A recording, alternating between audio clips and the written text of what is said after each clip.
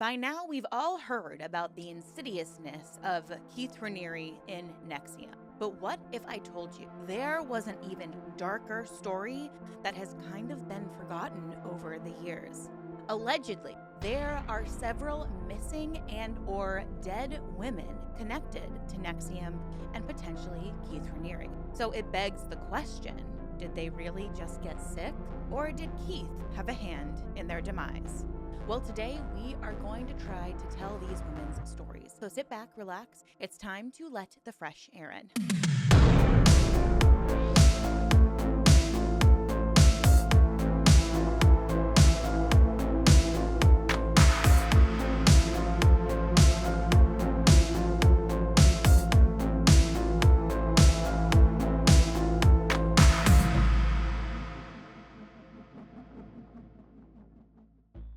Hello, everyone. Welcome back, or welcome if you're new. My name is Erin, and I am fascinated by all things cults, true crime, and unique spiritual practices. I post about 3 videos every single week on one of these topics, so if you like this sort of thing, I'd love it if you subscribed. Thank you so much. And also, I am sponsoring single parents this holiday season, and today's single parent is Melissa, and she cut things short and sweet. She says, "Thank you so much for helping people who are having a hard time this holiday season. I am disabled and could use a little help this year. I included things on my list that me and my daughter could use as a family. Thank you so much." And then she linked her Amazon wish list. You have the means or interest in helping to support Melissa this holiday season, please check out that pinned comment down below. That is where you will find her Amazon wish list. And if you're a single parent and you need a little extra help this holiday season, please feel free to email me your Amazon wish list and a little bit about yourself to letfresherin@gmail.com. So without further ado, let's jump into this. Several years ago, there was a documentary that followed a man named Frank Perlotto as he continued an investigation about 4 missing women who had been connected to Keith or NXIVM. Now, I've watched this documentary a couple of times, and I've spent some time researching what could have possibly gone on throughout those years. And let me just tell you, Keith Raniere is way darker, way more evil than any of us could ever have imagined. He is truly a disgusting and vile human being, in my opinion. And before I jump into all of these gross details, I do want to provide 1, a trigger warning, and 2, a legal disclaimer. As for the trigger warning, we are going to be discussing coercion, SA, and taking advantage of children and women. As far as the legal disclaimer, everything in this video is alleged, and I am sharing a lot of my own opinion based off of what I have found online or within the documentary. I will post my sources either in the description or the pinned comment down below. So if you want to see for yourself or dive a little bit deeper, you are absolutely free to do so. I do want to be delicate with this topic because it is all alleged, but all of these women who have passed away, who have gone missing, they all have one common denominator, and that common denominator is Keith Raniere.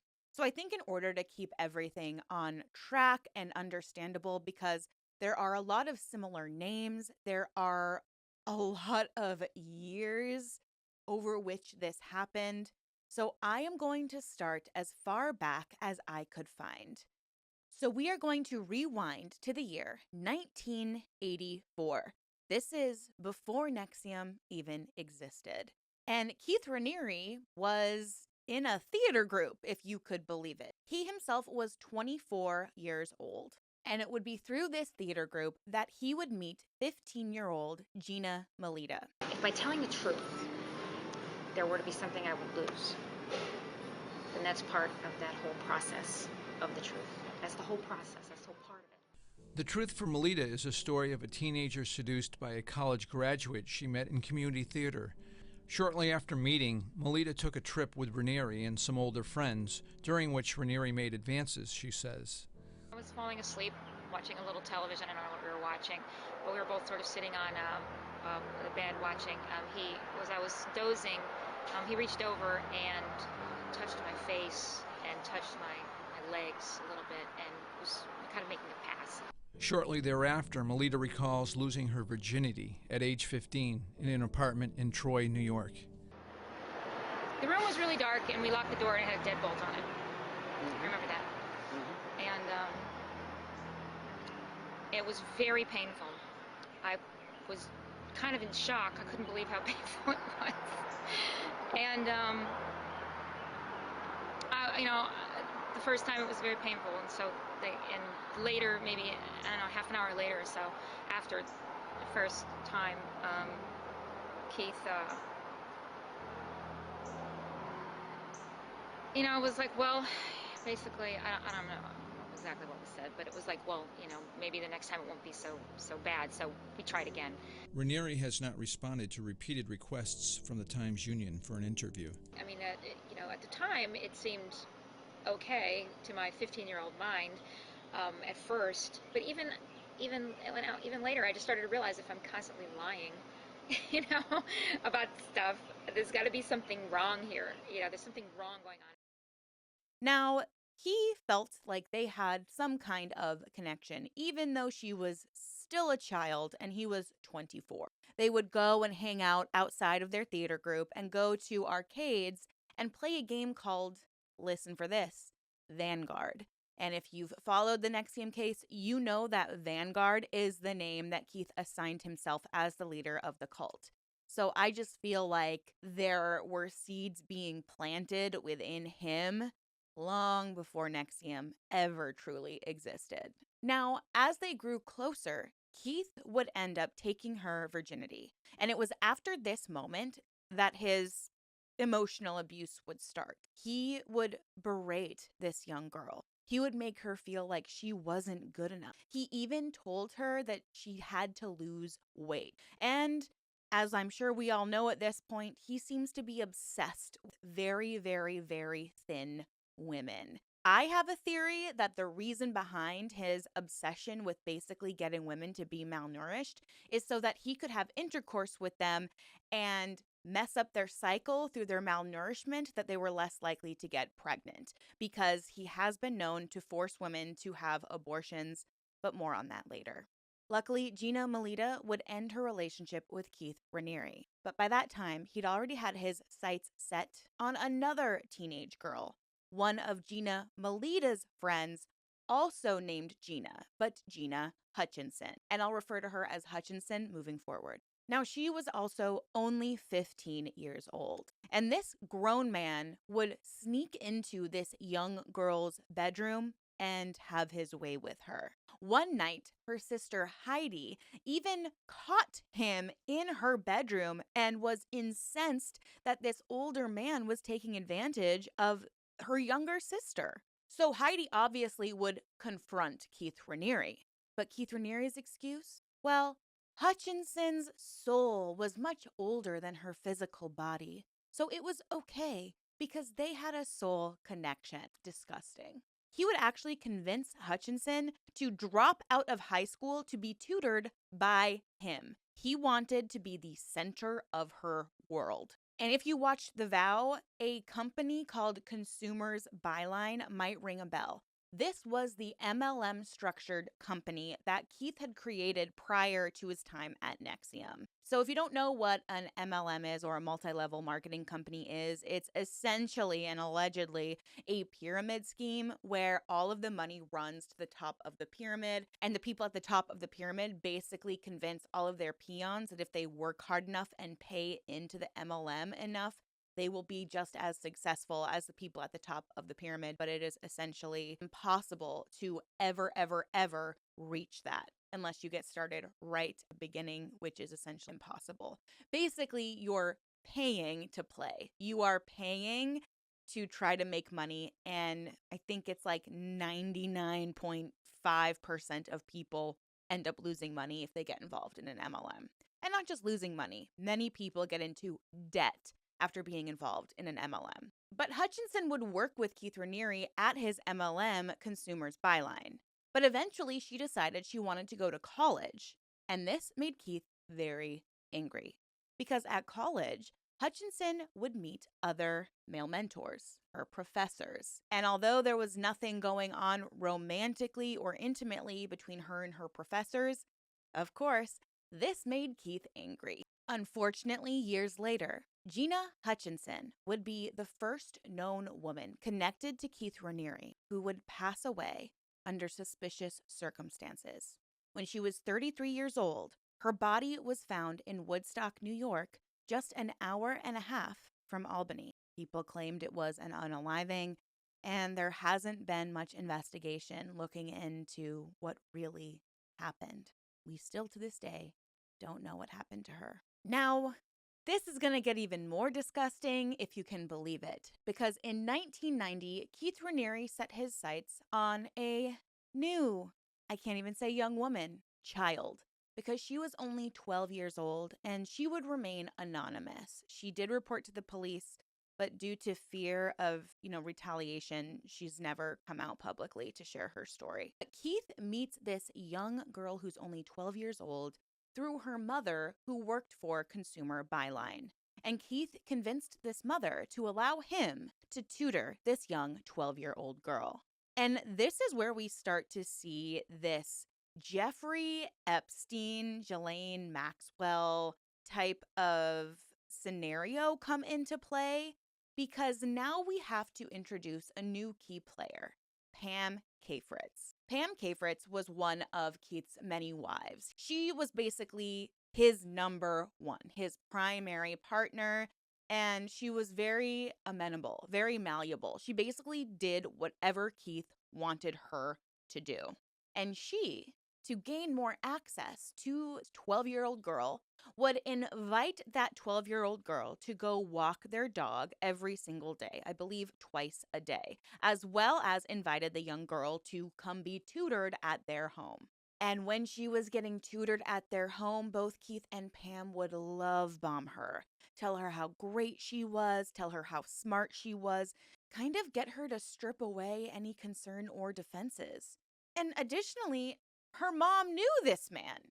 Her mother supported her being alone with Keith Raniere. So I'm sure this young girl felt so safe initially. But slowly and surely, Keith would start to put his hands on her in very inappropriate ways. The first way was he decided to teach her how to hug like an adult. See, this young 12-year-old girl always gave side hugs. But Keith showed her that no, when you're close with someone, you hug them to front and ensure your pelvises touch. So that was his first step into trying to get closer to this little girl, teaching her how to hug so she would literally feel his pelvis. And to add another disturbing layer to this story, he would eventually take her virginity. And after that, he took advantage of her any chance he could, anywhere he could. He would sleep with her in their office, in elevators, at their townhome, just about any place where there was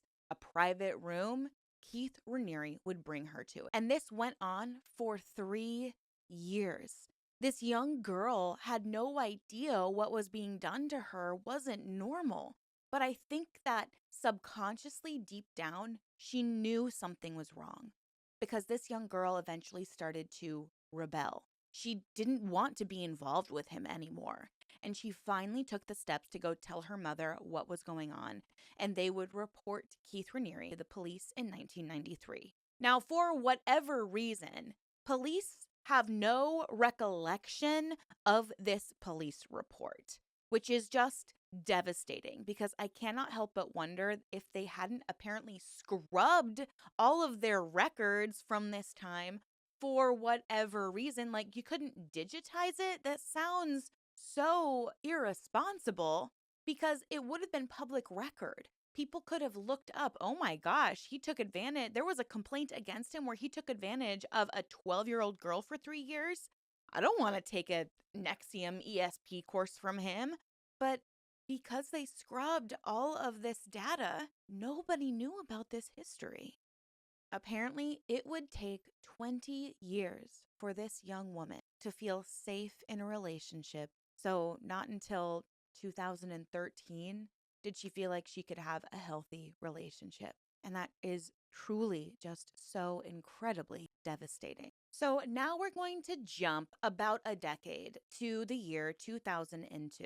It's November of that year, and a woman named Kristen Snyder decides she's going to take an ESP weekend course. She is an incredibly ambitious woman wanting to make her life better. She's an environmentalist living in Anchorage, Alaska, and by everyone's account, was a kind, calm, stable woman. She was happy, joyous, loved what she did, loved her wife, Heidi. But it was after this course that everything would change for her. So initially, after this November ESP course, she thought it was incredible. According to anonymous friends, she was so excited about the growth potential because she had attended this course.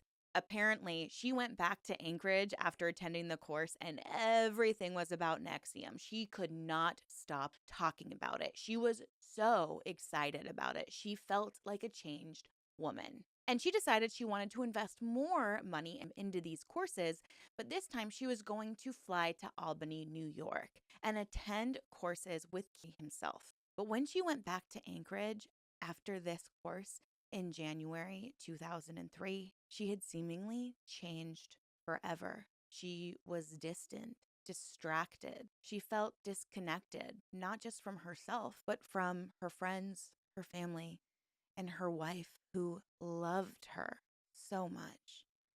She seemed like a totally different person.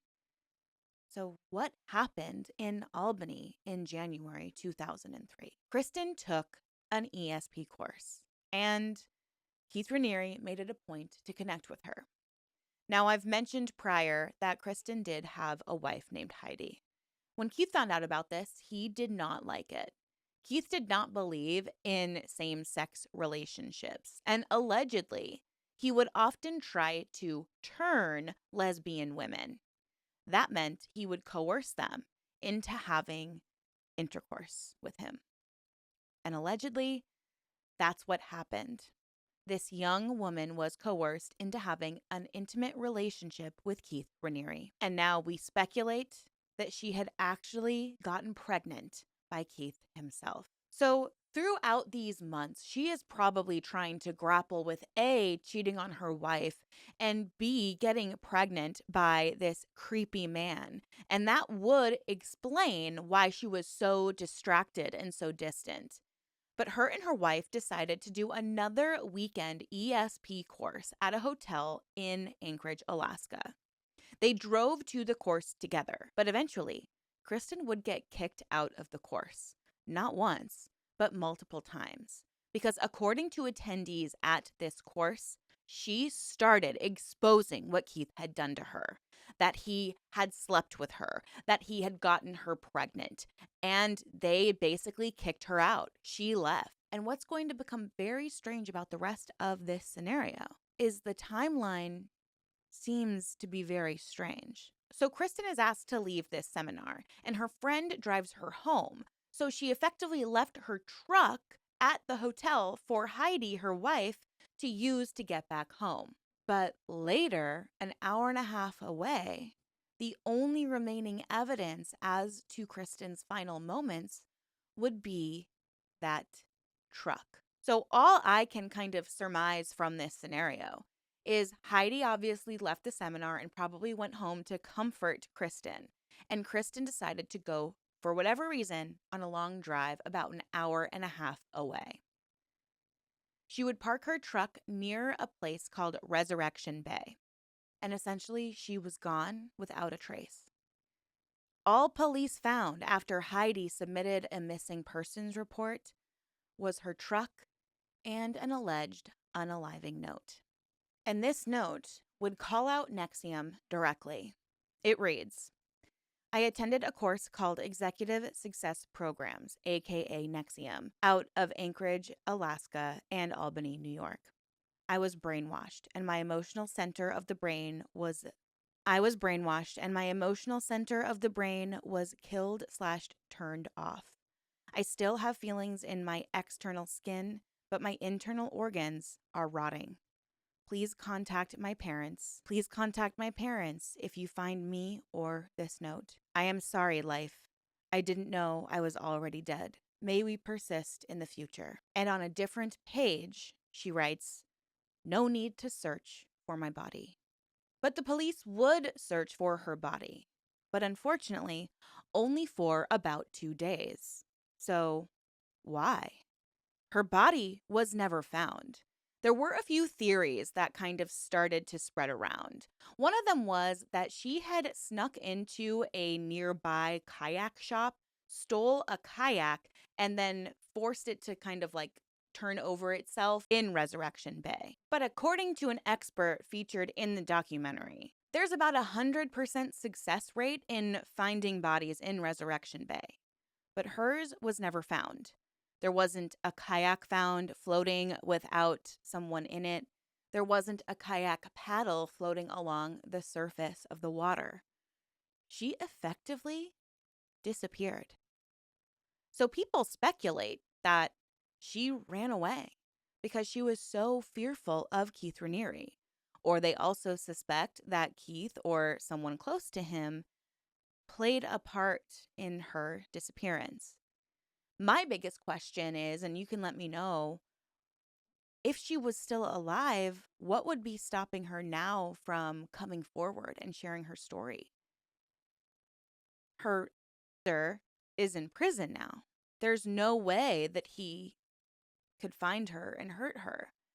The inner circle has effectively dissolved into nothing, with very, very few supporters continuing to listen to Keith Raniere or outwardly support him. So what is she afraid of? I would really hope that she's still alive and safe somewhere, but I wonder if we will ever know. Because unfortunately, the Anchorage police called off the search after just 2 days. And when you watch the interviews with her loved ones and her wife, you can see that the lack of closure eats away at them. They're still heartbroken. They don't know or understand what happened to her. And I'm worried that we might never know. So now I want to talk about a woman who would end up passing away under Keith's care. And you're going to recognize her name. Her name is Pam Fritz. She's the Ghislaine Maxwell type of character from the beginning of the story that helped lure the 12-year-old girl into Keith Raniere's home. Now, her and another woman within Keith's inner circle, Barbara Jeske, would both pass away from cancer. Keith Raniere lived with multiple women. He had to have a harem of women surrounding him basically at all times. He wanted to control everything they did. Everything they consumed, everything they watched, everything they did within their jobs at NXIVM, the ways they interacted with people. He was at the helm of almost every single decision that these women made throughout their day. So when multiple women who lived with him ended up getting cancer, and 2 of those women ended up passing away from cancer, obviously that raises suspicions. Not only was he encouraging these women to be malnourished, and when they got sick, he was in charge with their care and decided how they would cope with their symptoms and what medicines, if any, they would get. But it raises the question, could Keith Raniere have been poisoning the women who lived with him? Obviously, Keith Raniere is obsessed with young girls, and he seems to continuously have younger and younger girls coming and getting involved in the group. I mean, he preyed upon Allison Mack when she was 25 years old. Nikki Klein was in her early 20s when she joined the cult. Sarah Edmondson, I believe, was in her 20s as well when she joined the cult. So you have suddenly these beautiful young women who are hanging on to every word you say. And the women you've been involved with for years are starting to get older and starting to get sick. So it would not surprise me, personally, in my opinion, if Keith decided that he wanted to get rid of the women who had, for lack of a better term, aged out. Now, luckily, there was a method of control that Keith used against these women that would end up backfiring on him. Not only did he like to control what the women ate and what their behaviors were, He wanted to control every aspect of what they looked like. And he believed that long hair was pertinent to the identity of a woman. The longer the hair, the better. He did not want women to cut their hair. But one woman did beg to cut her hair, Barbara Jeske. She had asked Keith if she could cut her hair, and he said that she could cut it, but she had to save whatever was cut off. So, thanks to DNA forensic technology, Frank Perlato was able to not only procure some strands of hair from one of the victims, but also get that strand of hair tested for any heavy metals that could be linked to cancer. There were extraordinarily high amounts of bismuth and barium found in this woman's hair strand. Now, there are several items around the house that barium and bismuth might be in, from gunpowder all the way to rat poison. And the expert featured in the documentary who actually conducted this hair test said that the levels of barium and bismuth found in the strands of hair could be linked to somebody giving somebody a very low dose of rat poison every single day for 18 to 24 months. This obviously leads one to believe that perhaps Keith was poisoning his girlfriends as they got older so he could open up space for the younger women who he was trying to coerce into a relationship with him. It's utterly disgusting. It's disgusting. There was actually another woman who got cancer while living with Keith, and her name is Kristin Keith. Kristin Keith was another one of Keith's girlfriends who lived in the home. She was also intimately involved with Keith. But when she became pregnant and insisted on keeping the child, her and Keith's relationship became very, very toxic. She also found evidence of fraud and decided, that's it, I have to flee. So she just essentially ran with her son, and she escaped all the way down to Florida. She was so afraid of being kidnapped by Keith and forced to return that she laid low for years. She quietly went to both the FBI and Homeland Security, and what they told her would send chills down anyone's spine. They told her she needed to stop or she would be killed. Even in the documentary, as she speaks, you can tell it's still making her uncomfortable. It's difficult to express the level of trauma and pain that this one man put so many women through. And he liked it. He got off on it. He enjoyed knowing that he was causing pain to women. He enjoyed knowing that he was never, ever, ever going to provide women with the life that he promised them. He was never going to commit to them. He was never going to provide them with a child. He was going to keep them malnourished and then allegedly poison them when they aged out of him being attracted to him because he finds some young, new, shiny girl in the cult. It just paints this picture of a man who is so disgusting that it's hard to grapple and believe that someone could be this gross, this awful. It's hard to believe as, I think, empathetic people, which I think a lot of the people who have found my channel are very smart, very educated, very empathetic and understanding and compassionate people.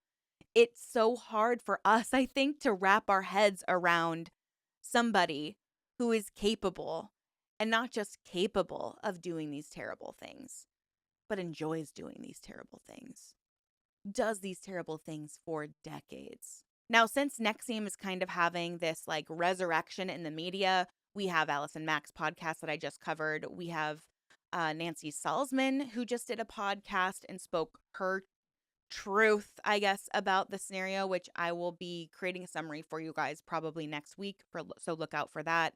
It's really heartbreaking to know that there were women being negatively affected by this man for decades. And it makes you wonder, do these people feel like they have justice? I mean, he's in jail and he will be in jail for the rest of his life, but is it enough? Is it enough? Is it long enough? Because he's not in jail for these disappearances. or these murders or these unalivings. They've never been investigated, and they might never be investigated. So I'm really curious to hear what you all think about all of this information. I'm really curious what you think about the documentary if you've watched it. Again, I'll leave links to all my sources in the documentary down in that pinned comment down below, or maybe the description. But it will definitely be accessible for you guys. I'm really curious to hear what you think.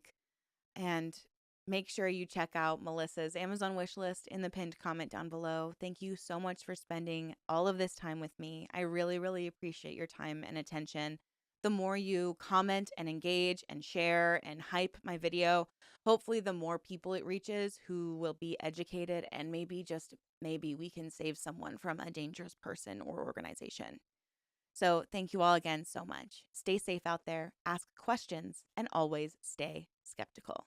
I'll see you in my next video soon. Bye.